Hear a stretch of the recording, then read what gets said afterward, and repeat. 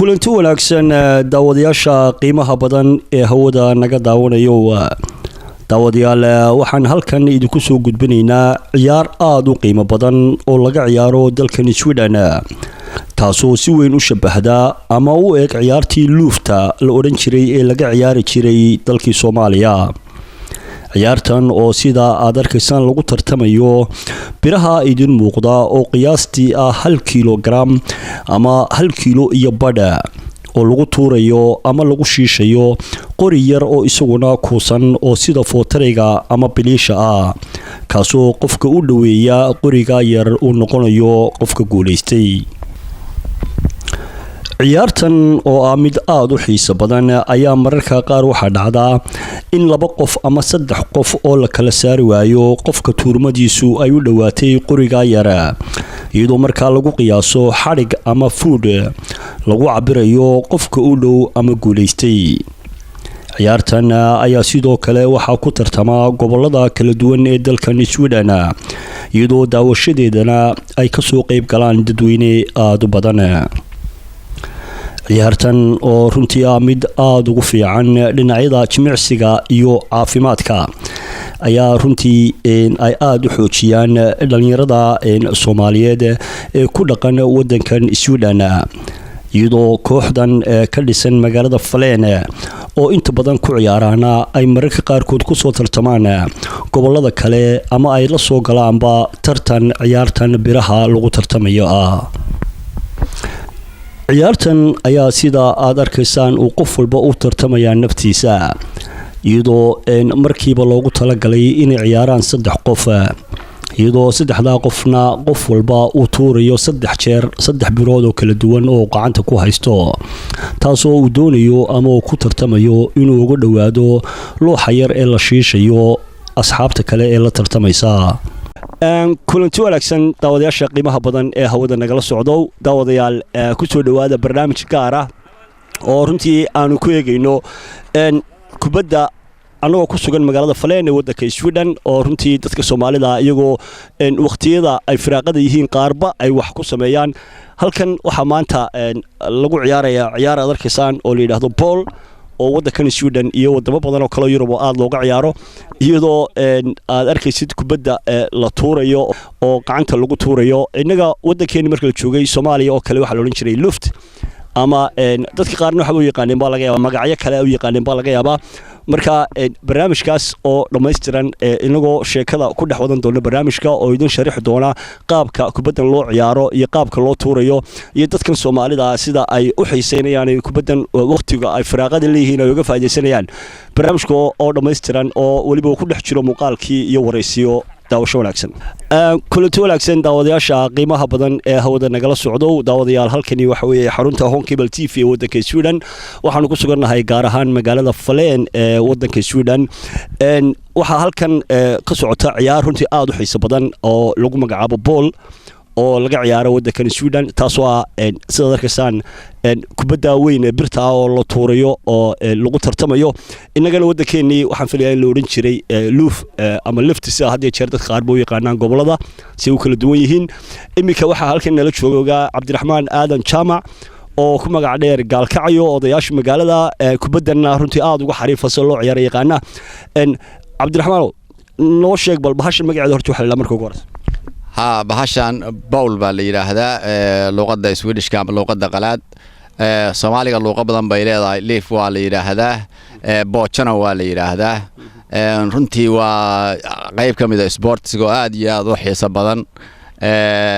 waxay leedahay sharci u gooni ah bahal yar oo alwaax ah oo sida banooniga wareeg ah baa la tuurahaya meel un baa lagu tuurahaya qof baa tuurahaya qofkaasi 2 dhagax buu gacanta ku haysta oo banooni sida kubadda oo kale u wareegsan oo bir ah oo aad u culus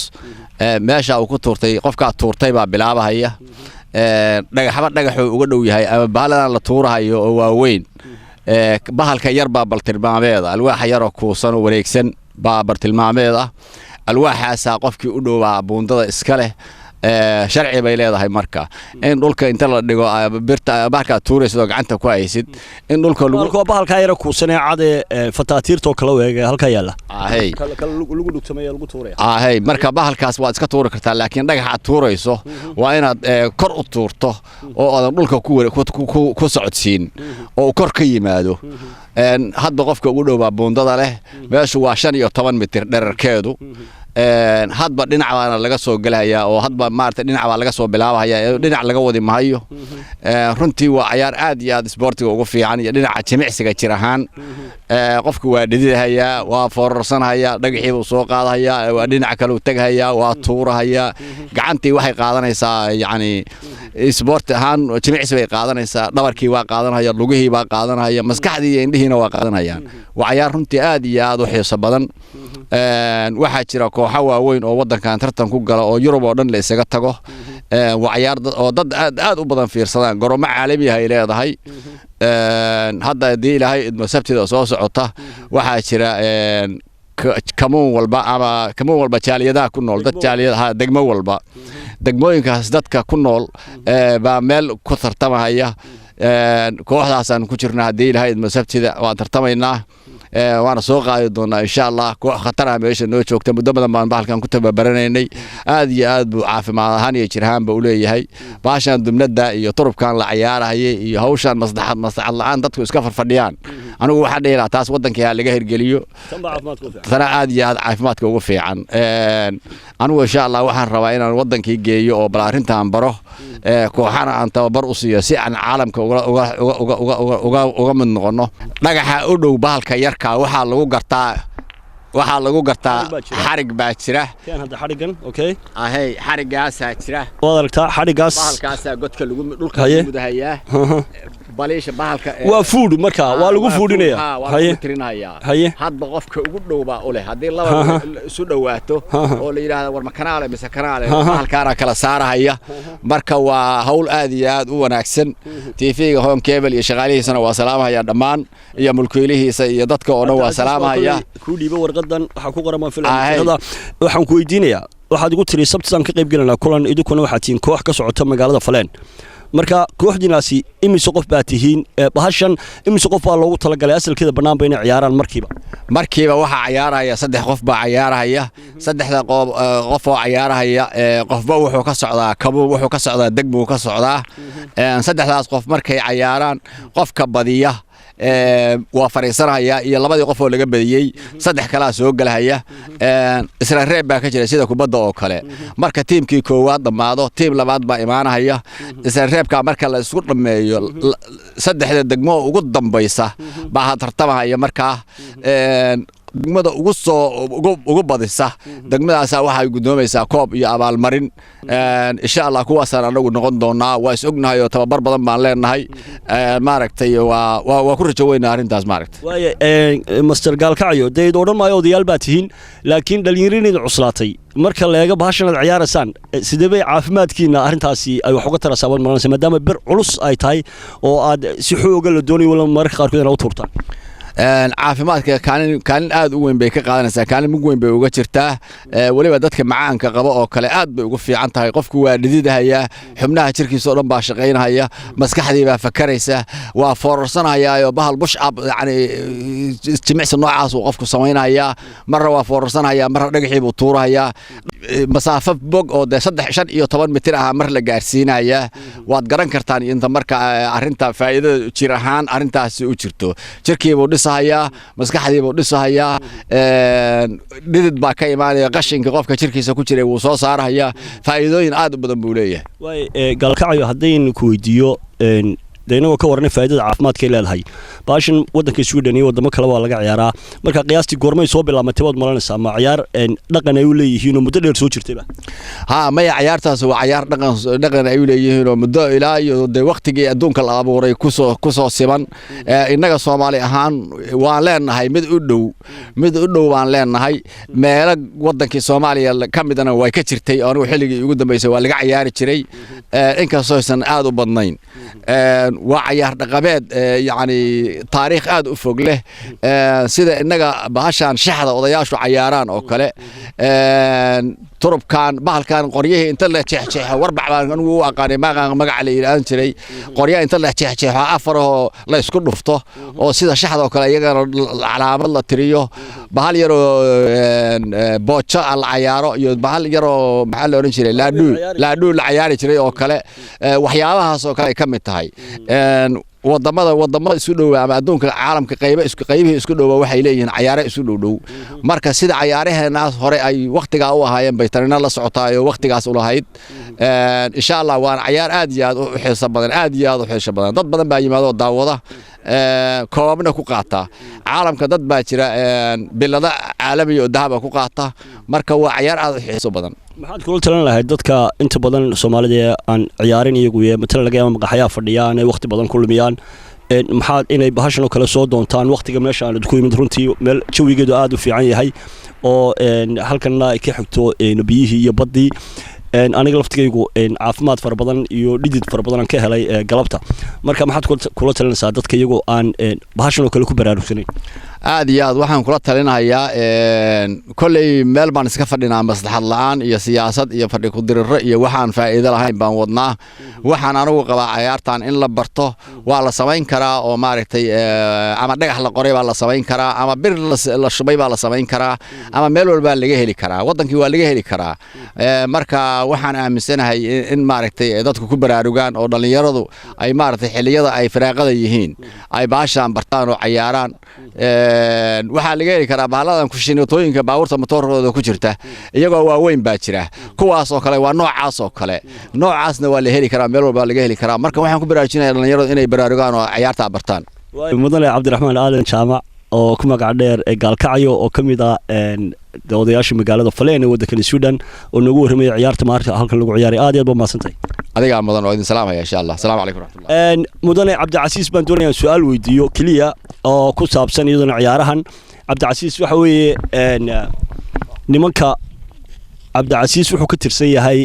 aqoon-yahanka waddankan Suudaan gaar ahaan magaalada Faleen oo isagu in badan arrimaha bulshada ka soo shaqeeyay oo haddii noqoto taakulaynta dadka iyo caawinta iyo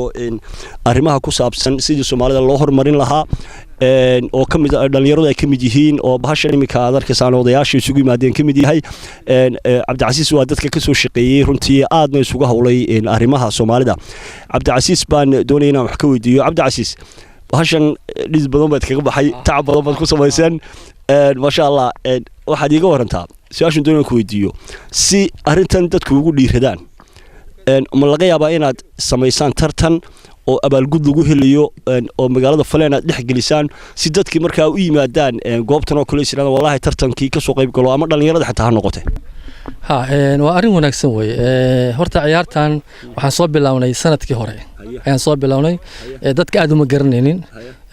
أنا والله وقف أياو كبلاوني مركا عاير دتك وصول برتين هذا سيدا أرتيد حوي ودوري توقف هالكان جوكته وعيار يسا وديالو بدن